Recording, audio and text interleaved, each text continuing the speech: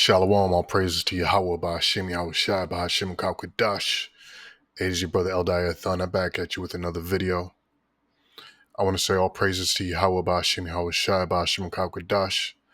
Double honors to the apostles, a great millstone. Shalom to the bishops, shalom to the hopeful elect out there, to your brothers, to your sisters. And this video's not going to be too long. The spirit hopped on me. I don't have any scriptures lined up or anything, but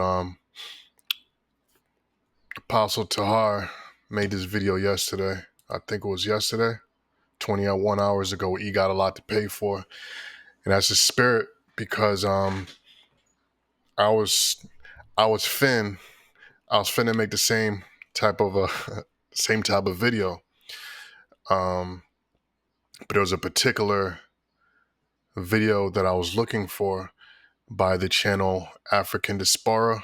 I don't know if you brothers, sisters familiar with it. Let me see if I can find it. Yep, African Diaspora News Channel. Right here. And he got the brother, he's kind of heavy set. Yep, this brother right here. And there was a video on here. And the video was a Edomite. When I say Edomite, talking about so-called white man. And Edomite was talking about what white people are afraid of. And he said on the camera that white people are afraid of retribution from Jake. He said there's no way impossible. He said there's no way in hell, no way possible that one group of people could put another group of people into such torture and calamities, and that those people will not fight back, or there will not be no recompense. He said this is what white people, Edomites, are afraid of. They know that a day of reckoning is coming. So Spirit put in my mind to do that video, and I could not find the video. So I waited. I said, I got to find this video so I could do this lesson, because it's a bad video. And then I saw the video by Apostle Tahar, and I said, man, that's the spirit. We all be in the same spirit. So again, I don't really know what I'm gonna say, but I'm gonna start off by saying that E is gonna get it. E is gonna get it. Let's see what the scriptures say in Revelation 18, verse 6. Now, when you read Revelation 18, it's going into what? It's going into Babylon. And Revelation 18 goes into the prophecy of the violent downfall of Babylon, aka known today as America, and the scriptures known as Babylon, the virgin daughter of Babylon. The scriptures you're not gonna find the word America in the scriptures, or the word Iraq, or the word Russia, any of these modern terms. Go look at a ancient biblical map, and you'll see the names, the biblical names that are given to those lands, representing the nations that were in those lands, are in those lands, or used to be in those lands. And by the way, the people living in the land of Israel as it is known today, that became the state of Israel in 1948, those are not the original inhabitants of that land. Those are imposters. And recompense will come unto them as well, because they have stolen a nation's entire identity, which is you so-called blacks, your Negroes, so-called Puerto Ricans, those of you of Indian and indigenous descent. You are the original, the true, the factual, the biblical Hebrew Israelites. And the name of the Most High is Yahweh Ba'ashem Yahweh Shai. He's not a so-called white man. The angels are not little babies, naked with little wings flying around, or a bow and arrow if it happens to be February 14th. Those are all lies, and those are part of the things that Esau, the so-called white man, needs to pay for, because he knows better. The scriptures say that he is wiser than Daniel. He's got archaeologists. He's got biologists. He's got telescopes, high power telescopes that could look light years into outer space. He's got tools that could go legions under the water and see what's down there. He got microscopes that could see cells. He's got technology that could build things in on a nano level to where you can't see with the human eye. So believe you me, he knows much better. But he is a devil according to the Bible. So let me not get too ahead of myself. Revelation 18:5 says, "For her sins have reached unto heaven." All those things that I mentioned, Esau has to pay for. And this is one of the main things right here that he did to the Lord's chosen people. Granted, the Most High gave you power. See, Esau knows that this was done by the power of the Most High. Years ago, I read on the internet, on Google, and I cannot for the life of me figure out where this was. I just kind of I read it as I was just reading through articles, and there was a historian, or it was a Edomite that wrote a biography. I believe it was a historian. And he said when he sent Esau sent the first bulk of the slave ships from Africa, the land of Ham, that they only sent a small, Slakia, get this, give me 1 second. They only sent a small bulk of slaves because they were afraid. They wanted to see the Most High was going to do something to them. So they were looking up in the sky, they're looking around, and they said, oh, well, the Most High is with us. So then they just started mass bulk shipping slaves. This is pursuant to Isaiah the 10th chapter. You know what? Let me get that. So when you start going into things, the scriptures just come. The Most High just feeds you the scriptures. Isaiah 10, this is what the Lord said in verse 5. He says, "O Assyrian, which represents Esau, they call themselves Caucasians." And this right here, they didn't just see, when we see this, we just think of Jake, so-called African Americans, and you forget about the so-called Indians, the so-called Mexicans, the so-called Puerto Ricans who went through the same atrocities. Millions of people they did this to. Devoured the land, devoured the people, took away their custom, hid the history, turned them into abominable creatures, fed them wickedness so that they could be subject and that their children could grow into not knowing the Most High and thinking that a little girl thinking that she's a boy and a little boy thinking that she's a girl. They got to pay for all this. But one thing you got to remember is when we look at these pictures is they did the same thing to the man they called Jesus Christ, Yahweh Shai. Back then, when they did this, they called themselves the Romans. And see what they do is they like to change their names to hide themselves. And this is why they adore the matriarchy, because through the matriarchy, you could take on the last name of the female. You can change your identity. You could change who you are. Because when you go through the man, through the fathers, it traces all the way back to the original man, which is Esau. And if you know the story about Jacob and Esau, or let's even go further than that, Cain and Abel. Cain killed Abel. Cain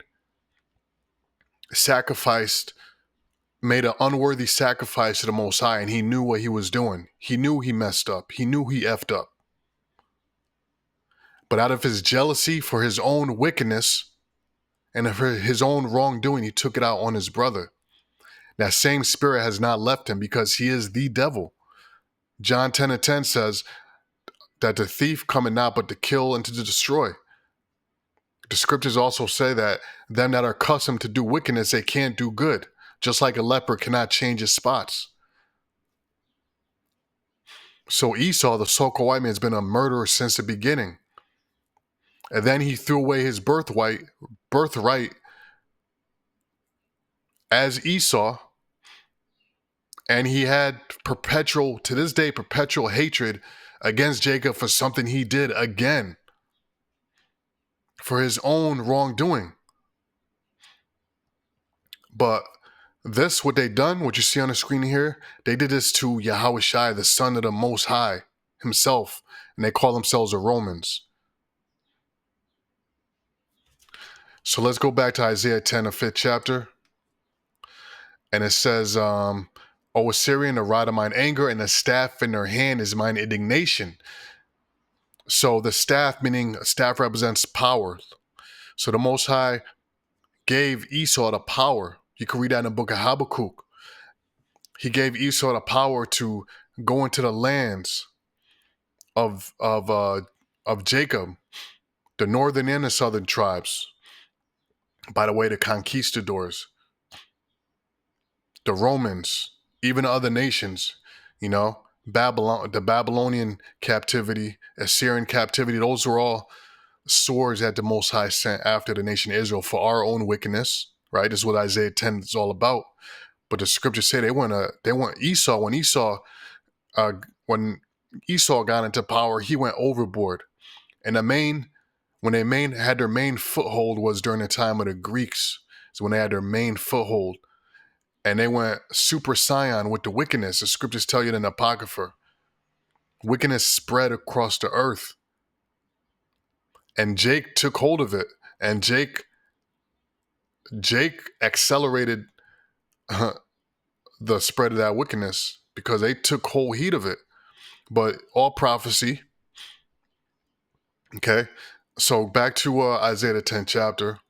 Verse 6 says, I will send him against a hypocritical nation, and against the people my wrath will I give him charge, because the Most High was angry with Israel. The scriptures say the Most High has a controversy with Israel.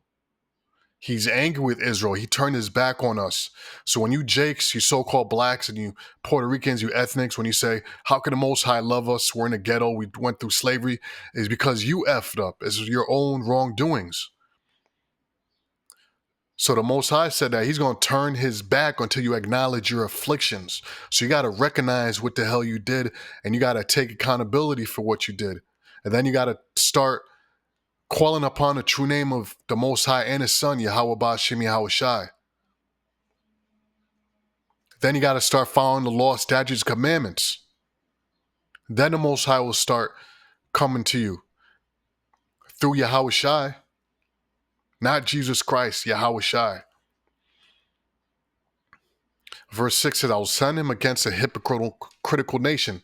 See, when this happened, that was the Most High sending Esau against a hypocritical nation. Because to this day, they'll say, I love the Most High. I love God. They call him Jesus. I love Jesus. And they'll go eat a pork sandwich or shrimp or commit adultery or murder. And they'll say, God, forgive me. We're messed up. God, forgive me. I'm trying to live good. But then they'll go do the same thing over and over, trying to play the Most High. So the Most High said a word, and the Most High did you, I was going to say did you dirty, but he really he didn't. He did you right. You got what you deserve, and we still getting what you deserve. All of us.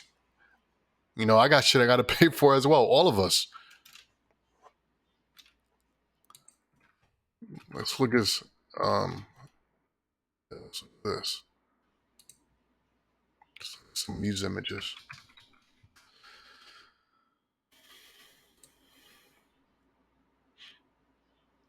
Let's look at some of this.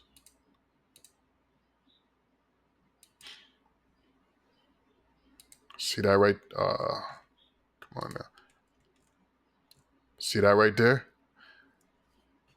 That's the Most High sending Esau, the Assyrian, right? The rod of the Most High anger. King David described that as Most High sword or his whipping stick. Sent him against a hypocritical nation. Look at that. This one guy that got hung up. This guy over here, they're torturing him. Looks like waterboarding or something. This guy about to chop off his leg. I mean, they did a number. They got the fire burning. This guy's running around with his arm off, his hand off. Let's look at some other ones. Look at this.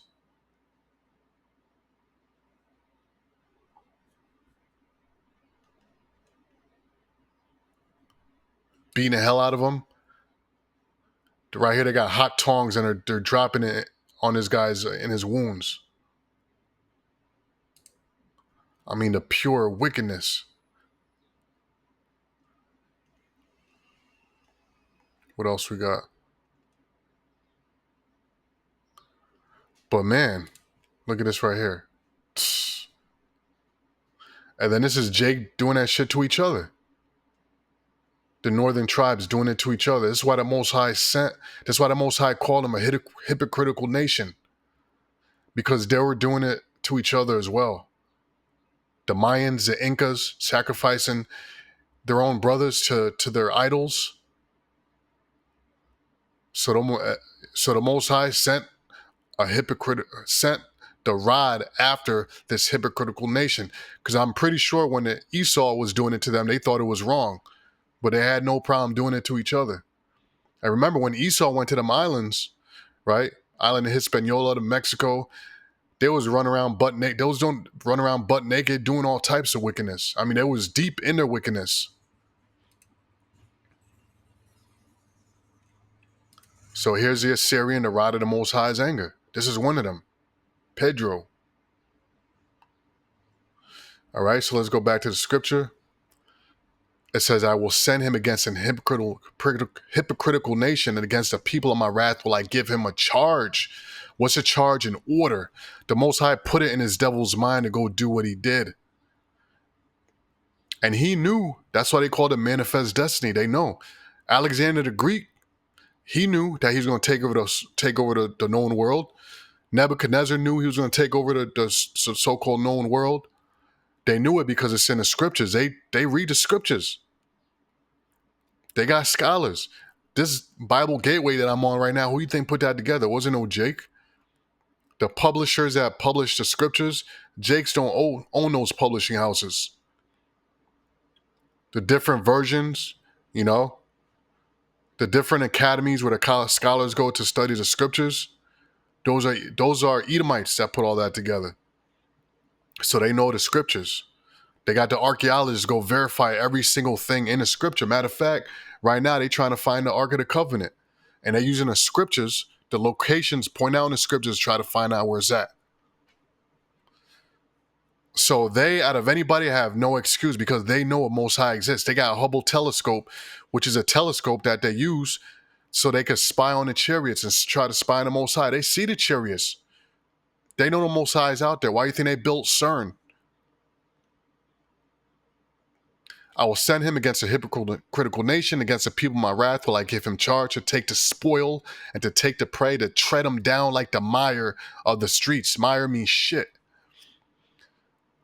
So anyway, with that, brothers and sisters, I'm gonna cut the video short. Slacky, I gotta go handle some stuff.